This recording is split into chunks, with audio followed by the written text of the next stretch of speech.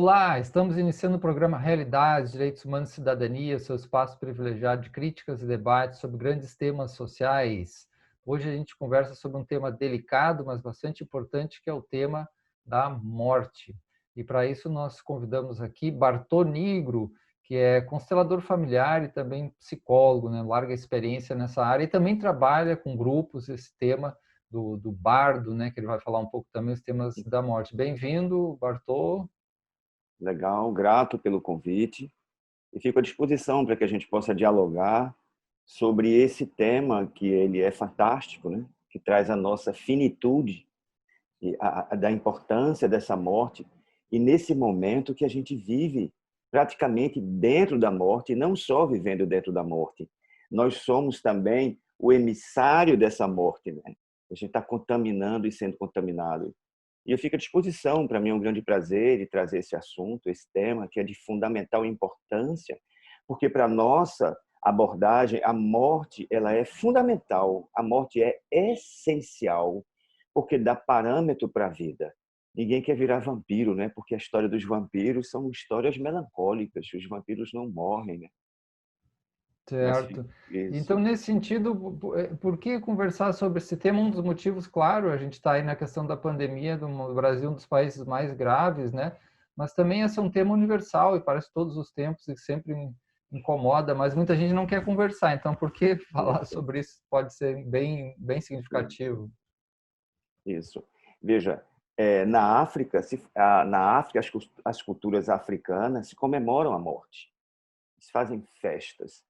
Eles bebem o defunto, que é uma coisa muito interessante, porque eu aqui eu moro em Olinda, no sítio histórico, e na morte dos meus antepassados, inclusive na morte do meu pai, essa morte aqui aí em Olinda ainda é uma morte pública.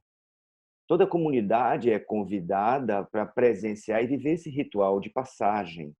Aqui em Olinda, às vezes eu estou aqui na minha porta, passa ainda um cortejo da morte e aquilo é tão comum, sabe? E esse cortejo sempre lembra a vida. E numa sociedade que a morte foi sendo afastada e medicalizada, a gente vive uma tanatofobia. Os jovens não participam mais dos funerais. Sim, eles vão para o hashtag "estou de luto". Isso, então há uma dissociação de que a morte e traz a morte como um sofrimento. Sim, em todas as culturas a morte traz uma ideia de sofrimento, de saudade. No México tem o Dia da Morte, o Dia dos Mortos é um dia mais festivo da morte. Então, a importância de olhar para a morte é uma importância extremamente simbólica, porque existe uma questão biológica. Se morre biologicamente, nós vamos morrer. Os nossos entes queridos, eles desaparecem. Mas a morte ela é extremamente estruturante para uma sociedade, para uma cultura, porque o morto, né, o luto, se morre no mundo externo, se rompe o vínculo com aquele ente querido, mas o luto vai trazendo aquele ser para dentro da gente. E quando essa fase de luto, de saudade, de silêncio, ela vai diminuindo, a tendência é que a gente fica mais forte, porque nós somos agora, não estamos mais sozinhos. Aquele que morreu está dentro da gente, né? Disponível a qualquer momento a gente pode encontrar. Então a morte ela tem essa importância de trazer o simbolismo, de trazer uma dimensão muito mais ampla. Nas constelações familiares, a morte ela é de fundamental importância, né? Como para muitas culturas, né, se faz o ritual da morte não para o defunto, mas para quem fica. Geralmente, a gente prepara os rituais para que aquele ente querido descanse, porque ele precisa descansar. Dentro da nossa visão de terapia familiar, dentro da abordagem das constelações familiares, quando um morto descansa, ele exerce uma nova função dentro do grupo familiar. E a função é que, através do seu descanso, ele ascende para uma dimensão dos antepassados e ele se transforma em mais um livro, compondo uma biblioteca onde os vivos, através da imaginação, podem acessar esses conteúdos que esse morto vivenciou e trouxe dentro da ancestralidade. Então, a morte ela é extremamente importante dentro de uma cultura que a gente está afastando esse processo da morte e do morrer. É interessante porque essa dimensão que você fala e está nas constelações também está nas grandes tradições ancestrais e como é importante cultivar essa dimensão Isso, que tem a ver com o luto, a própria celebração e incluir eles, né, dentro dessa dimensão dos vivos, né? E isso, aí a ancestralidade toma um papel importante. Podia falar um isso, pouco sobre essa dimensão da ancestralidade, como ela também é viva dentro da gente e como é importante isso, estar de bem com esses que partiram, né? isso, porque é interessante, porque eu preciso saber onde está esse livro, dentro dessa biblioteca, que ela é viva. O mundo dos mortos é o mundo dos vivos. Então, eu tenho acesso a essa sabedoria através dos sonhos, dos ritos e da nossa imaginação. Então, grande parte do nosso mundo imaginal ele é composto, né, pelos mortos, que os mortos estão vivos. As religiões trazem, pelo menos, esse consolo de que depois da morte biológica existe um mundo onde a gente vai viver em paz, a gente vai viver para sempre. Nós não temos tanta certeza, mas esse universo ele instiga a imaginação. E um povo sem imaginação é uma lobotomia. Eles vivem completamente à mercê.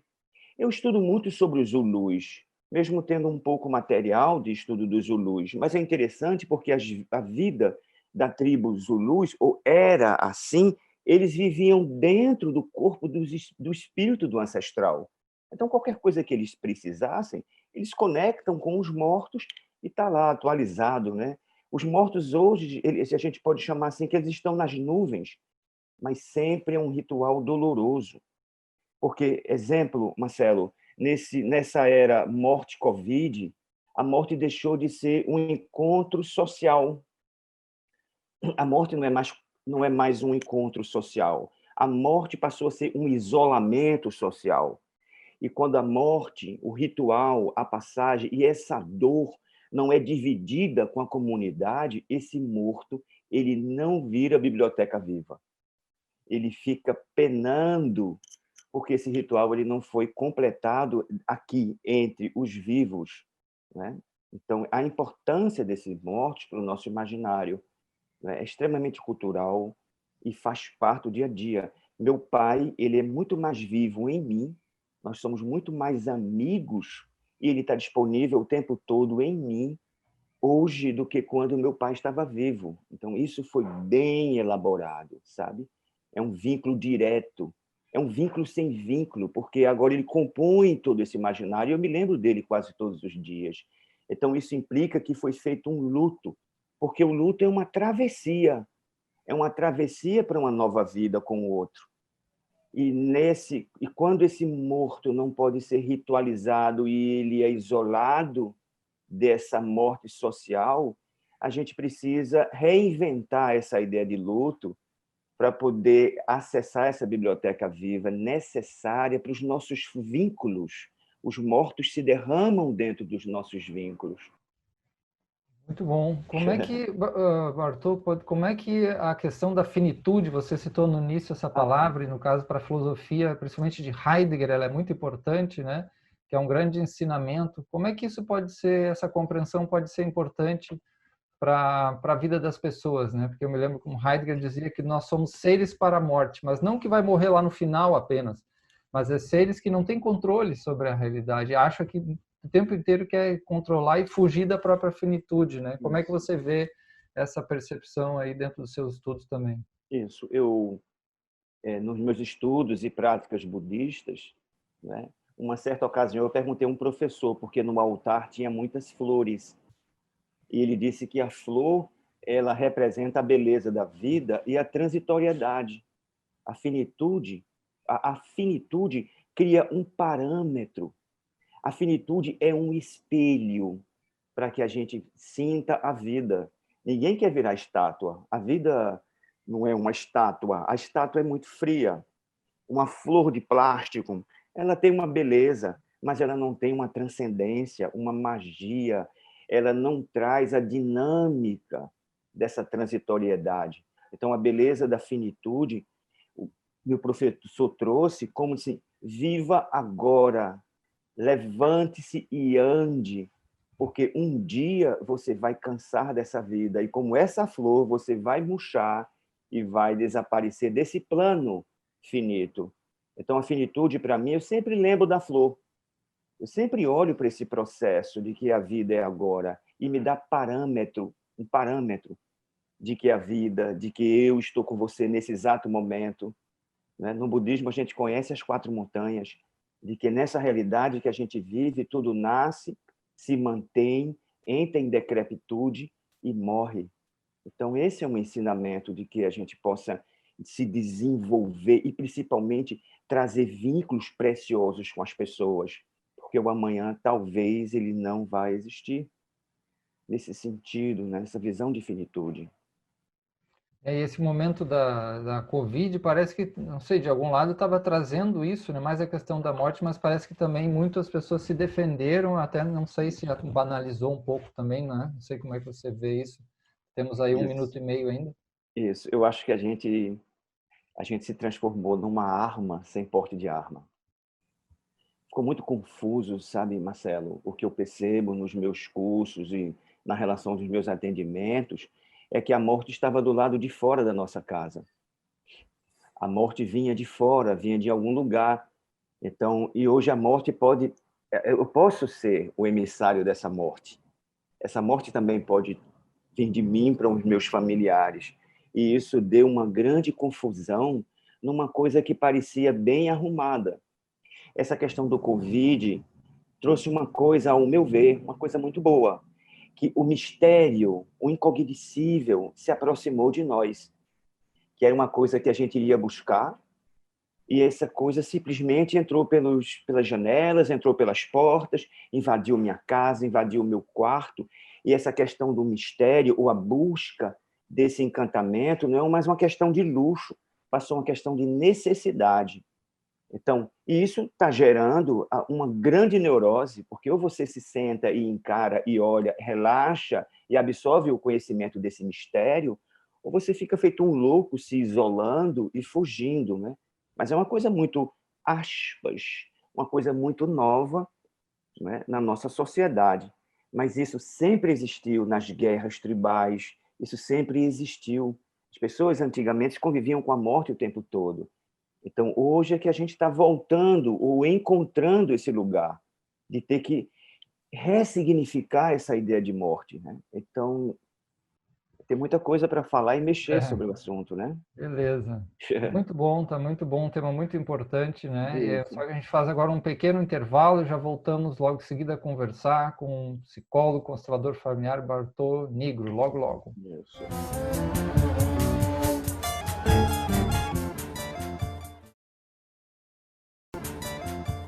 Estamos de volta com o programa Realidades, Direitos Humanos e Cidadania, seu espaço privilegiado de críticas e debates sobre grandes temas sociais. E hoje é um nosso tema muito precioso, difícil para algumas pessoas e extremamente importante, como vocês já devem estar vendo aí com o nosso estimado convidado, né, Bartô Nigro, psicólogo, constelador familiar, com uma larga experiência nessas dimensões de cura, de terapias, de questão mesmo também das tradições, como a gente vai falar agora. Bartô, essa questão dos livros dos mortos, né, parece que foi esquecido, né? Isso era muito ligado a grandes tradições, né? Mas a gente, por exemplo, tem um livro tibetano dos mortos, tem um livro egípcio, tem várias tradições. Como é que você vê essa tradição aí? Isso. Os livros dos mortos, o livro egípcio dos mortos, e são muitos livros. Então, existe um livro que é o mais conhecido, que é o livro do Bardo Todol. O Bardo Todol ele é um livro tibetano, mas é uma compilação, né, de várias tradições xamânicas do Tibete, né? Então, eles copiaram, porque para os tibetanos, a morte não é simplesmente a morte do corpo físico. Os livros dos mortos implica também no manual para a vida. Porque dentro desses livros tem uma coisa em comum. A consciência ela é atemporal. A morte ela e a vida são fatores de imagens da consciência. Então, especificamente o livro do Bardo Todol, tibetano, ele tem como uma tradução de escutar ou ouvir, mas também de travessia. Então, para os tibetanos, quando existe uma morte biológica, a consciência sobrevive a essa morte. Então, há o desmanche do corpo físico e os corpos sutis, mas essa consciência, ela continua viva. E o conhecimento que essa consciência, ou esse aspecto da consciência daquele ser individual, ele teve durante a vida, é que vai servir para ele para a grande travessia. E o objetivo desses livros é que você desperte, é que você acorde para o que é a vida ou a existência. Então, são manuais e existem especialistas, como lamas, especialistas em fazer a travessia para que você possa nascer dentro de um reino fora do sofrimento. Esses livros trazem uma coisa em comum, de que viver é sofrer, e que a grande causa do sofrimento é a nossa visão distorcida da realidade. E a visão distorcida da realidade é a realidade oficial que nós elegemos. Nós elegemos um mundo distorcido como sendo o mundo oficial. Esses livros trazem uma outra coisa, que a gente precisa ter uma compreensão clara, pensamentos claros, uma comunicação clara para poder destrinchar nossa vida e gerar condições para que todos os seres possam ter essa clareza. Então, esses livros é um método, Marcelo, um método do nosso cotidiano. Mas eu posso aprofundar um pouco. Será Essa pergunta? expressão, né? Eu sei que você tem um grupo, inclusive, conduz um grupo sobre o Bardo, né? Que se chama Bardo, né? Isso. Fale um pouquinho sobre essa, o que é essa dimensão aí do bardo, que vem da tradição tibetana, justamente Tibetano. dessa dimensão do livro dos mortos, né?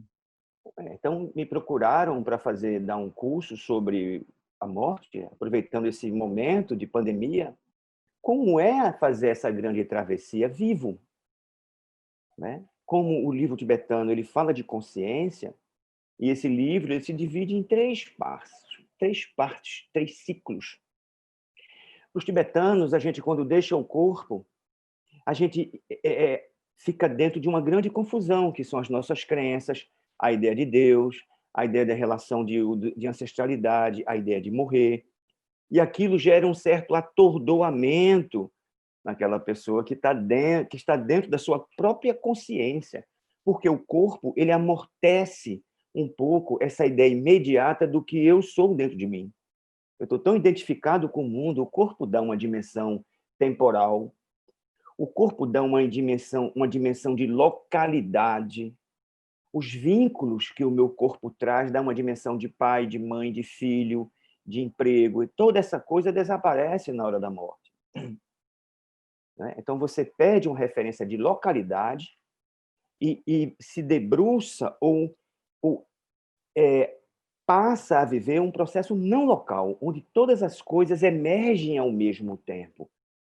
Então, o ensinamento do bardo é que você possa encontrar serenidade, dissolver as ideias da personalidade para que o Dharma, para que o fluxo da natureza possa naturalmente, por uma espécie de sucção, levar você para onde você deve ir.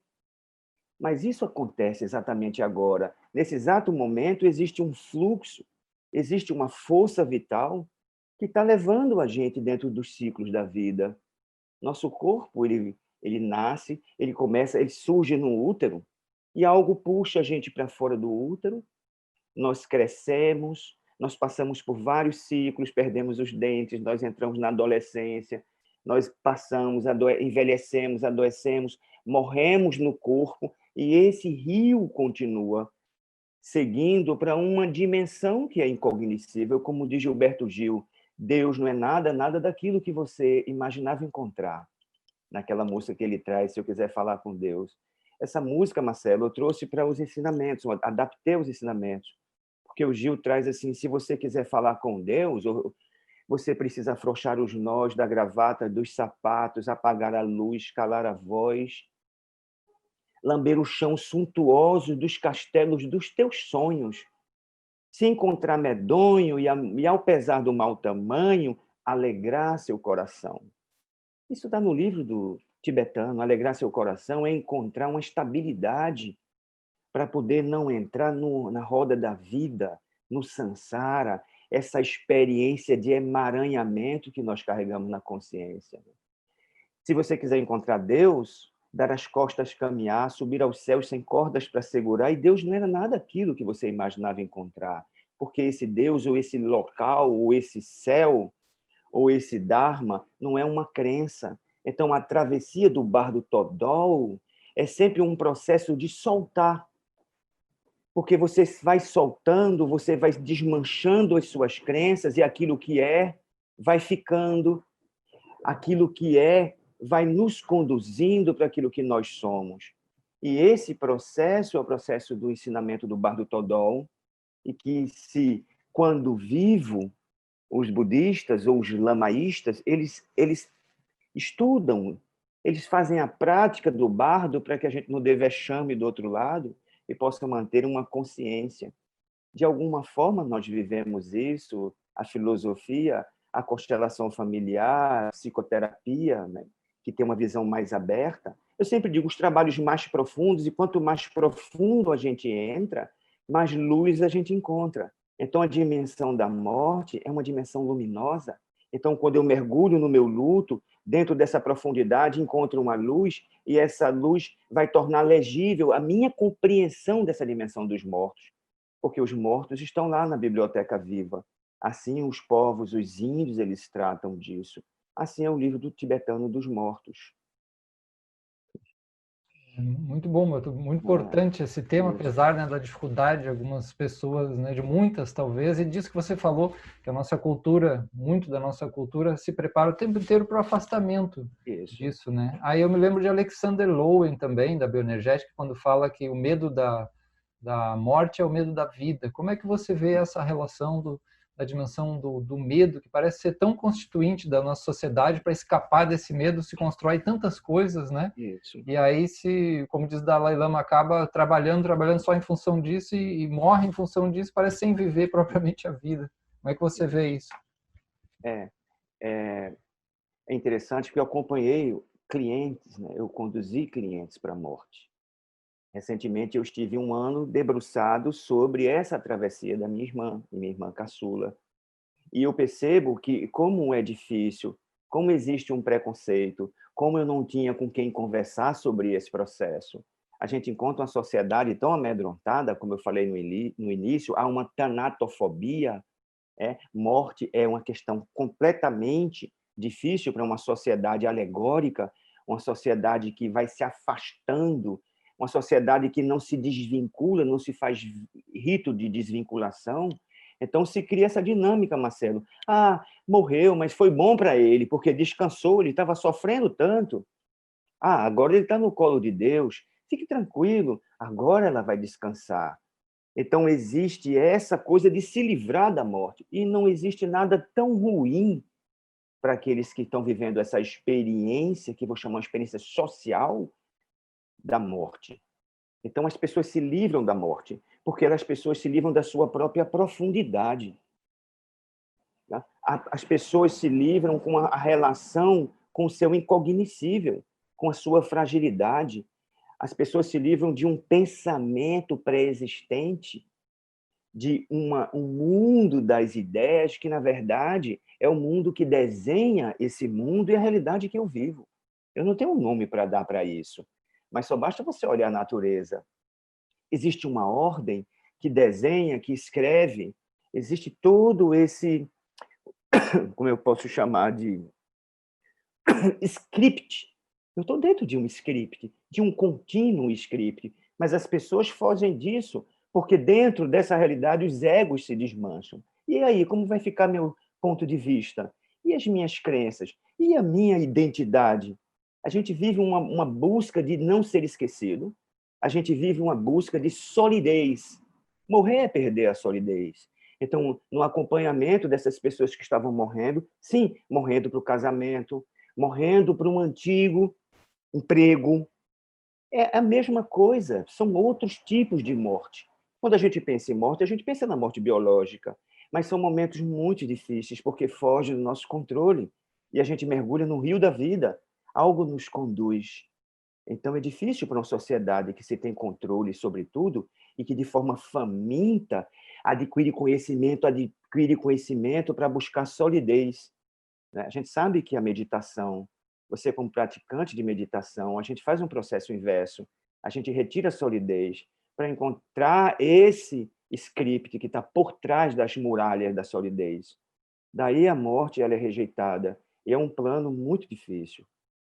Muito bom, né? Infelizmente o nosso tempo se esgotou, né? Quem quiser aí também mais contato, conhecer o trabalho de Bartô, pode procurar. Eu sei que ele tem um Instagram, né? Bartô Nigro, não é isso? No Instagram Bem, é tem isso. também o Instagram da Universidade do Ser, onde ele dá esse curso Isso, é que ele mais falou. Então é fácil. só procurar É, lá @unidocer, né? Unidocer, que é ou o site da www.universidadedocer.com, que você pode encontrar também sobre esses materiais e o trabalho belíssimo de Bartô Nigro. Então, agradecemos muito ao Bartô, grato, Márcia. todos os nossos telespectadores, obrigado e até a próxima. Gratidão. Até a próxima e a gente vai se encontrando. Beleza. Gratidão pelo encontro.